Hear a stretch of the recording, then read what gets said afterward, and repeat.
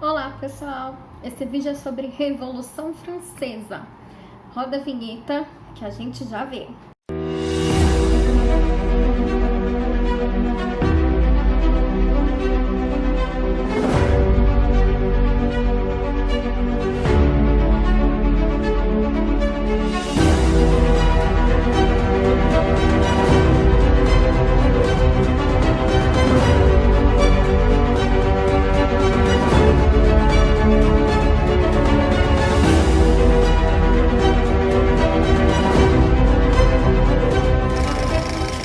Bom, Revolução Francesa é um conteúdo que muita gente achou chato, porém é de uma importância muito grande para a história da humanidade, tá?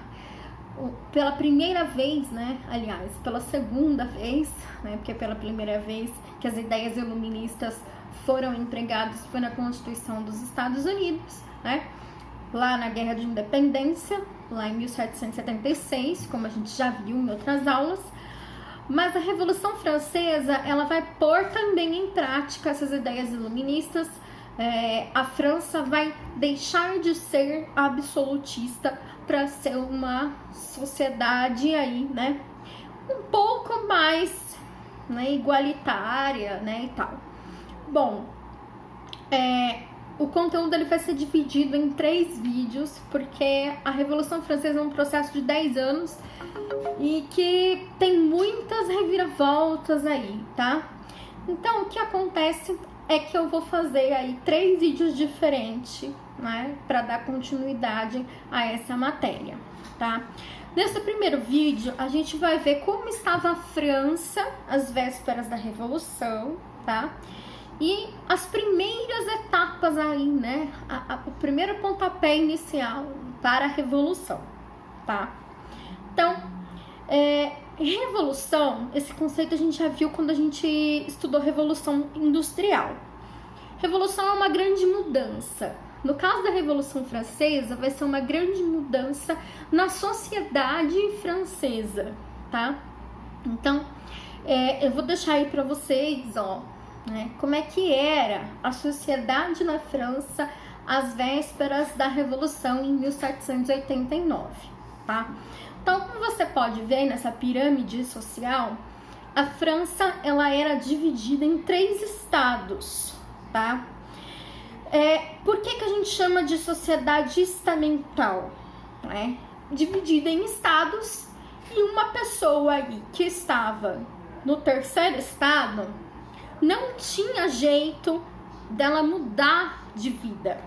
Ela ia ser sempre do 3º estado. Não interessa se ela, ganhou na loteria, nem existia isso na época, mas se ela recebesse um dinheiro, ela ia ser sempre tratada como 3º estado, porque isso vinha do nascimento, tá? Então, se a pessoa nascesse rica, não interessa se ela perdeu o dinheiro todo, ela ia ser tratada como rica, porque ela nasceu rica, tá? Então, isso é uma sociedade estamental, quando não importa, tá? O tanto de dinheiro que você tem, o seu estado de nascimento é que determina quem você é, tá? Bom, então você tá vendo que é uma sociedade extremamente desigual, Você tem aí lá no topo, o rei não está aí porque o rei, ele não pagava imposto mesmo, Ele estava acima da sociedade, acima da lei aí, em pleno século XVIII, tá? Então, você tem o clero, certo? Então, o clero aí, o alto e o baixo clero, quer dizer, o pessoal ali que é cardeal, que é perto aí, tem um cargo mais alto, ou os padres, que são o baixo clero. Então, dos dois, você tem aí eles no 1º estado, porque eles têm muitos prestígios sociais, Eles pagavam pouquíssimos ou nenhum, ou quase nenhum imposto, tá? Então, você tem aí eles no 1º estado. Segundo estado, 2% aí da população era nobre, também com vários, como se diz aí, vários prestígios sociais, várias vantagens, E aí a maioria, esmagadora maioria da população, 97%, era formada pelo terceiro estado, que aí engloba tanto aí os camponeses quanto os burgueses, ou seja, você tem uma desigualdade muito grande aí também dentro mesmo do terceiro estado, porque a burguesia, ela era rica, né? Ela se fortaleceu economicamente com o comércio, tá? E os camponeses não tinham nada. Então você também tem uma heterogeneidade muito grande aí dentro do terceiro estado, tá?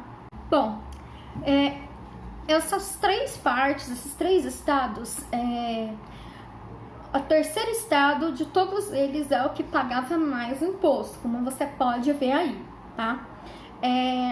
Os outros, pouquíssimos impostos eram pagos, né? Eles tinham aí uma cota, né? Então, não era sempre que eles pagavam, não tinha uma regularidade, tá? E quando pagavam, em compensação, né? Em comparação, aliás, com o terceiro estado, eles pagavam muito pouco. E na realidade, deveria ser o contrário, né? Porque como eles tinham mais dinheiro, como eles tinham aí vários privilégios, eles teriam que, o certo era eles pagarem mais imposto do que o povo, né? Mas não era assim que acontecia a situação lá na França, tá? Aqui eu vou deixar para vocês também como que estava a situação econômica da França na época da Revolução Francesa. Então você tinha uma desigualdade muito grande dessa sociedade, né, um abismo social muito grande. E você tem aí também, né, que a balança comercial aí da França não estava nada favorável, né? Quando a gente viu lá atrás, absolutismo, lá o ano passado, vocês viram que a economia mercantilista que era, né, a forma que o Estado absolutista ele administrava, né, a sua economia. Nesse caso aí, a balança comercial ela é favorável quando o país está vendendo mais do que comprando.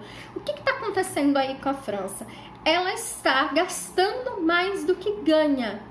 E o rei está fazendo alguma coisa para melhorar isso? Não. Deixou vários e vários anos, décadas, desse jeito aí, a balança comercial. Então, o que acontece é que a França acumulou diversas dívidas, tá? Ela estava gastando mais do que ganhava e o rei lá no luxo, na corte, né? Pagando festa para todo mundo, né? Encomendando um monte de coisas aí luxuosas, e gastando, tá? E aí você tem então, né, de 1786 até 1789, várias safras ruins, tá? A agricultura da França também degringolou. E aí, então, essa crise virou, né, uma super crise econômica que o rei não via mais jeito de solucionar, tá? Então, em 1789, tudo isso vem à tona, tudo junto, tá? E aí, então, você tem o início aí desse processo que o povo vai fazer, né, que é a Revolução Francesa. Tá?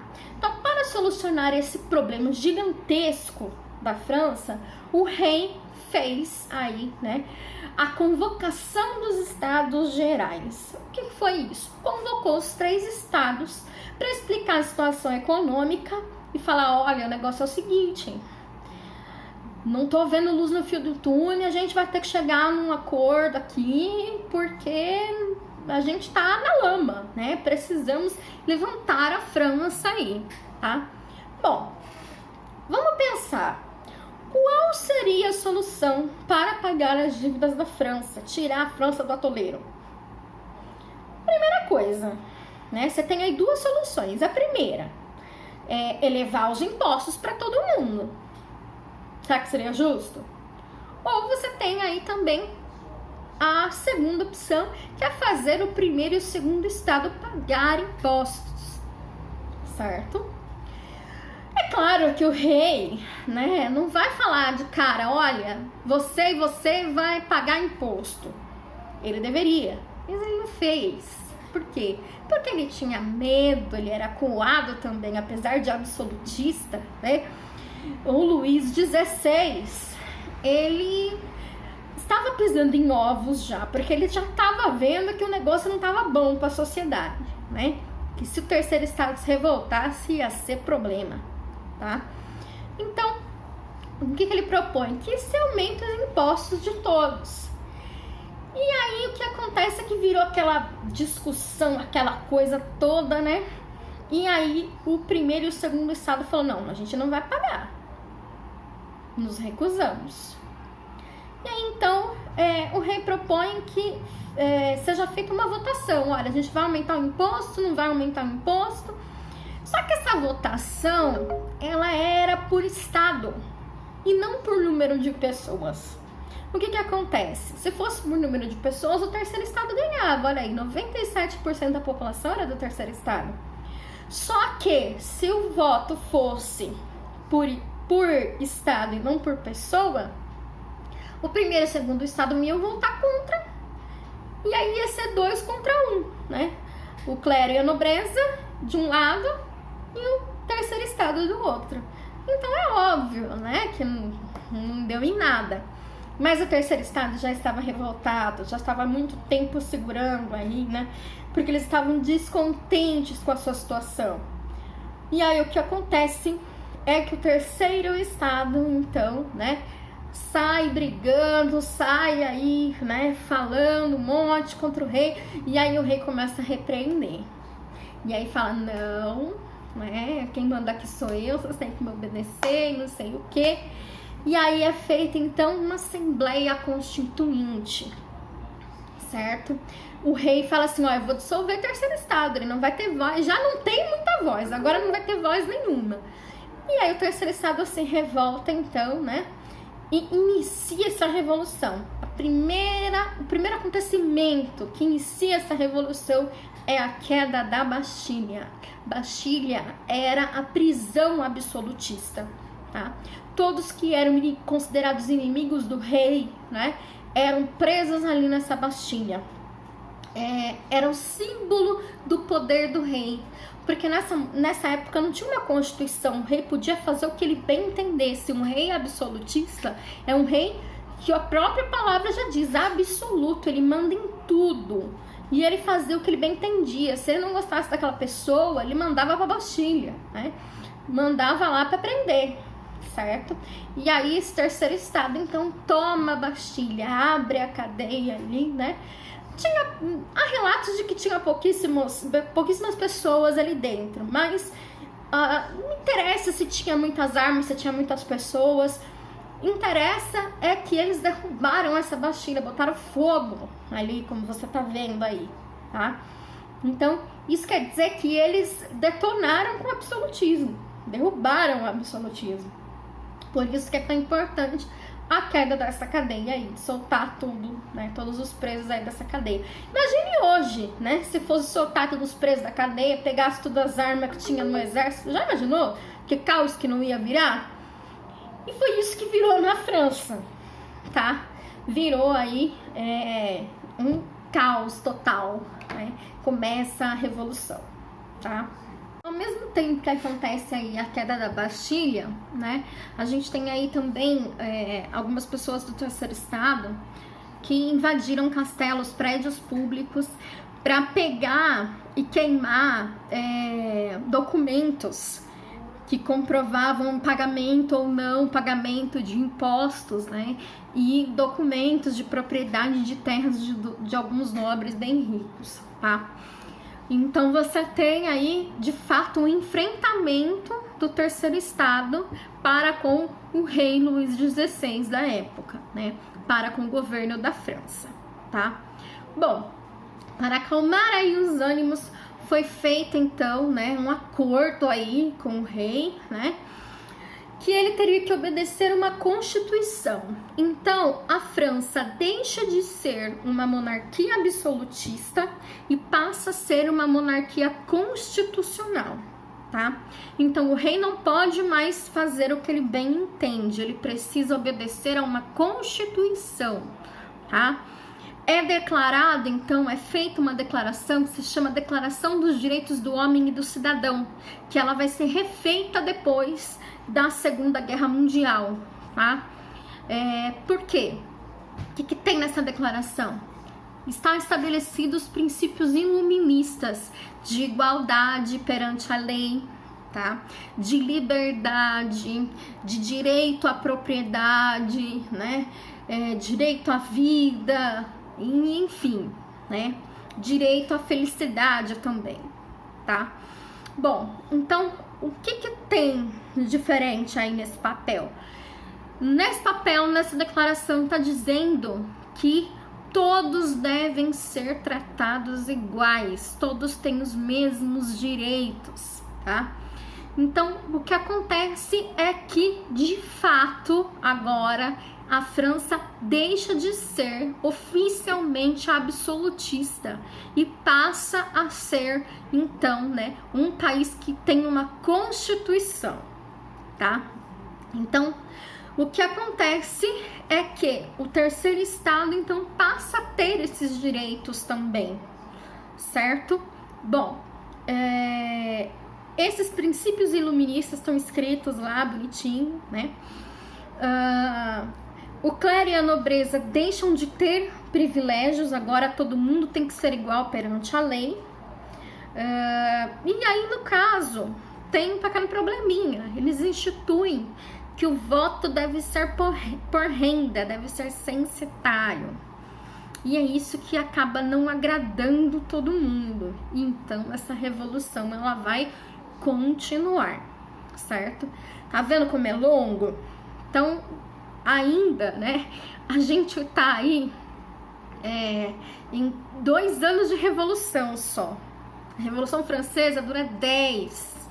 Então tem muitos passos ainda, muito a acontecer. E aí nos próximos vídeos a gente continua, tá? Então não deixem de fazer os exercícios, tá? Vejam aí o vídeo com calma. Leiam aí as páginas do livro que estão indicadas, tá? E aí a gente se vê nos próximos vídeos. Até mais!